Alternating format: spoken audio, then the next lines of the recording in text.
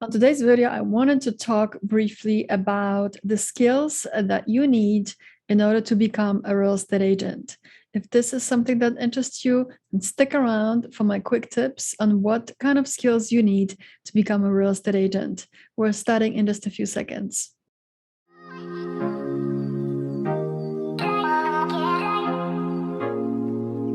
So if you're thinking about becoming a real estate agent, or you have already passed your real estate license and you are wondering what kind of skills you need in order to become a real estate agent, I wanted to share some of the skills that I've discovered transitioning into this career that are the top 5 skills that you should have to become a real estate agent or be in this profession.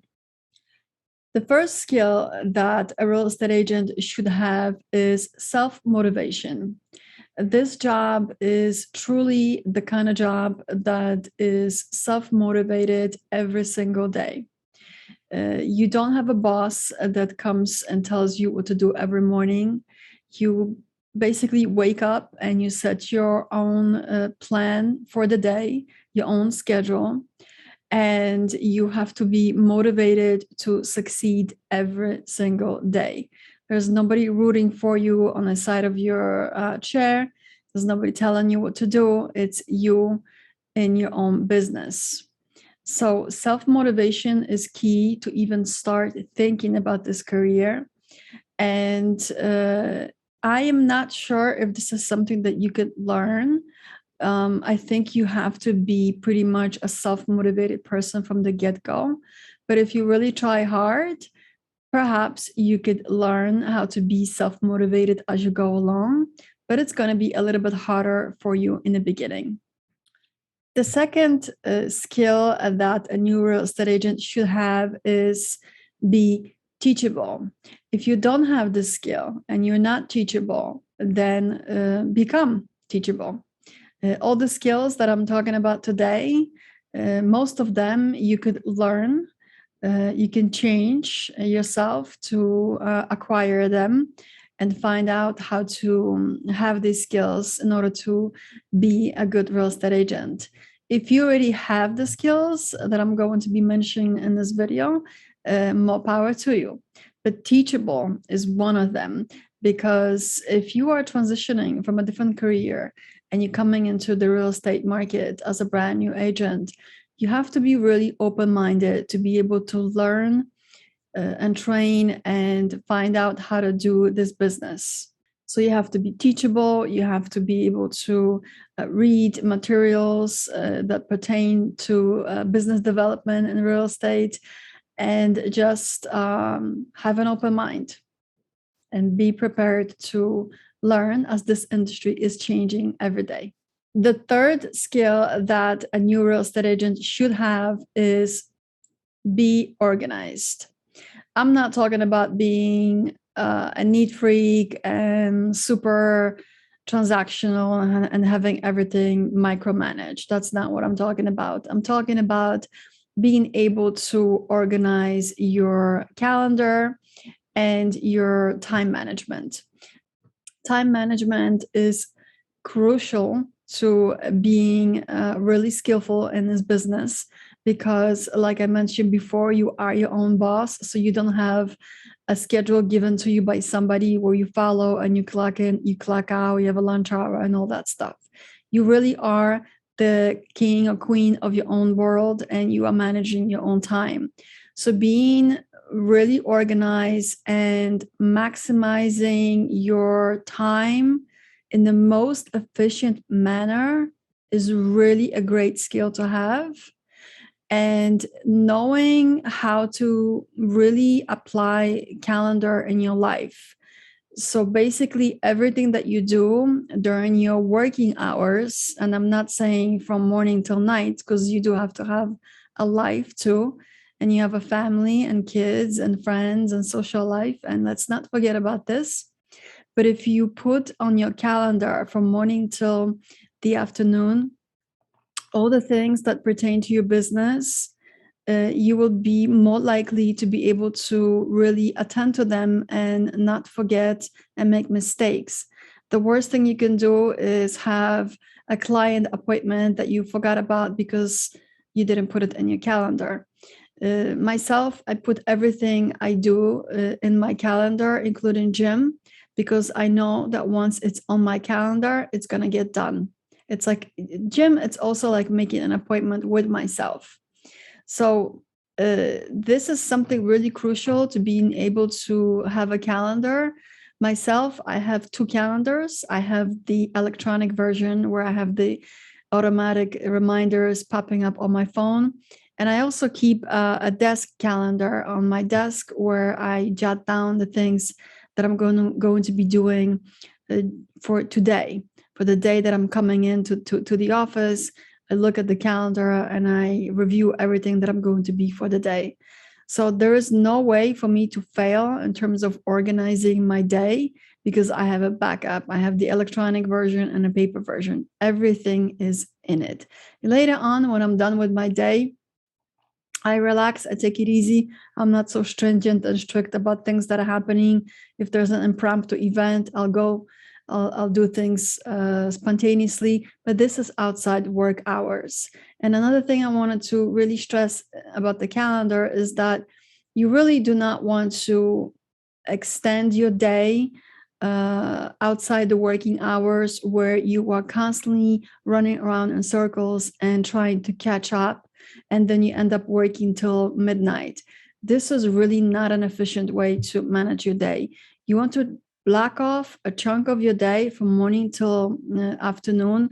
Let's say you want to work, I don't know, 9 to 6, and try to get as much as work as possible during those hours. So this way you can close out your office and then have fun and do other things in life, because let's face it, life is not just about work.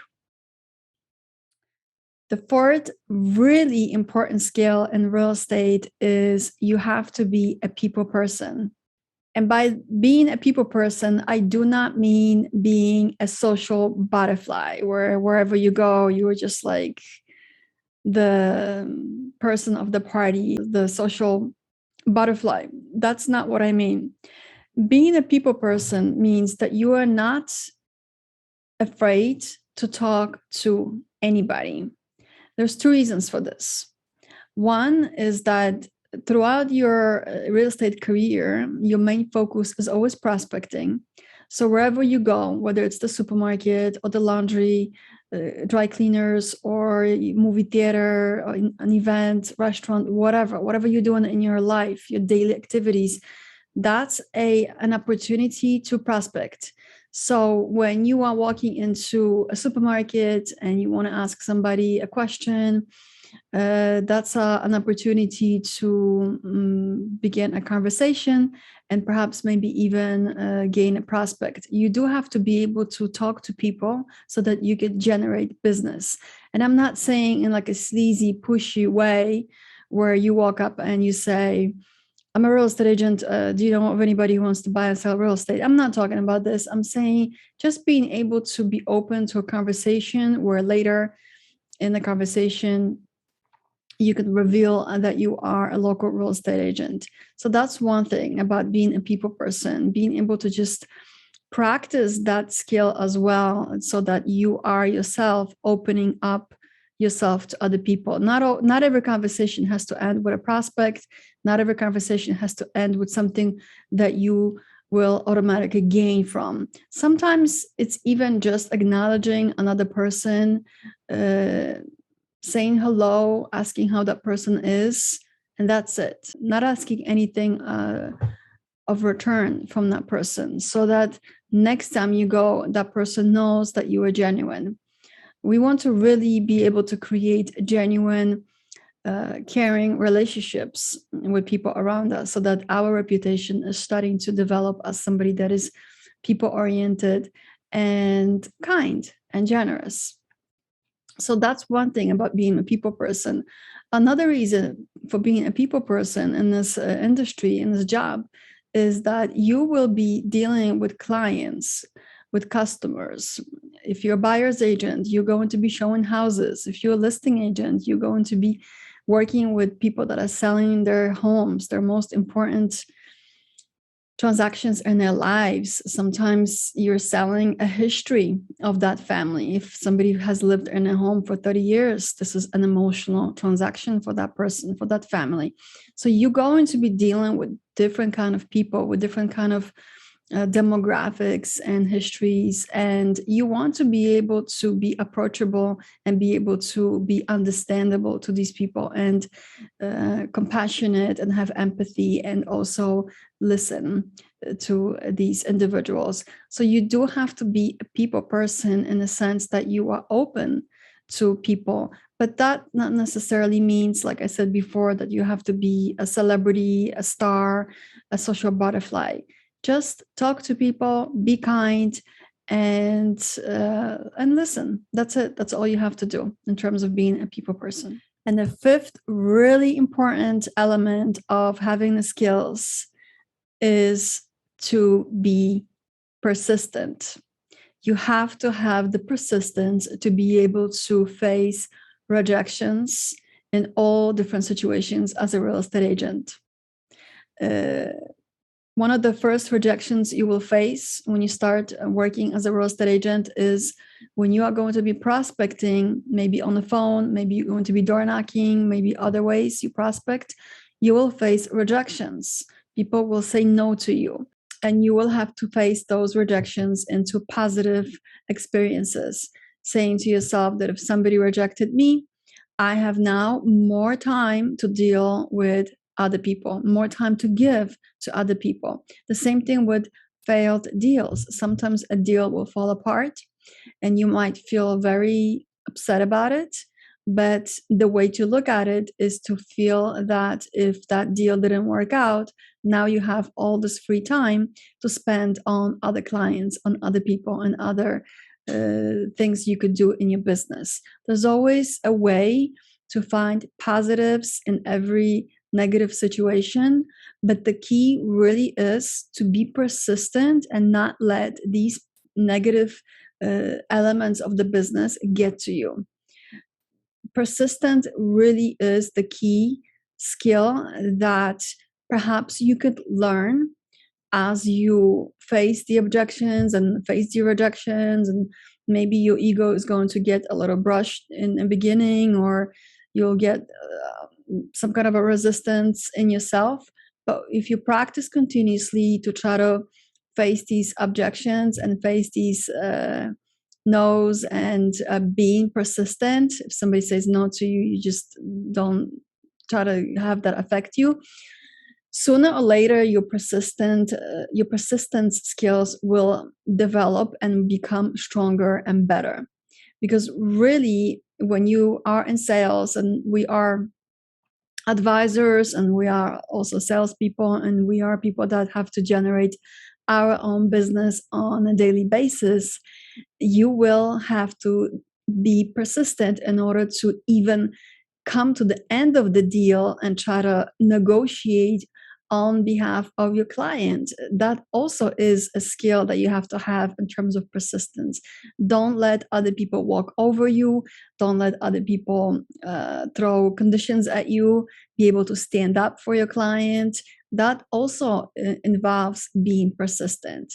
So I think this is probably one of the most important factors in having skills.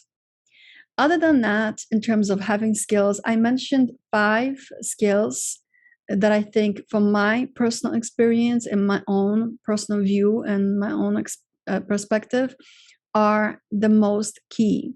There's other skills that we can talk about, but I just didn't really want to extend it. I wanted to focus on the key skills. And remember, when you're starting in this career, you could learn a lot of these things, and if you are coachable and teachable, you can practice them and gain the experience in becoming a good agent over time. Nobody is walking into this industry being a superstar. Remember that every super producer and superstar, they all started in the beginning being a rookie. And how did they get to be successful and be superstars? By doing the things that they have to do every single day. So that's it for now. Thank you so much for watching and for listening. I hope that these tips were helpful to you, and stay tuned for more content on my channel.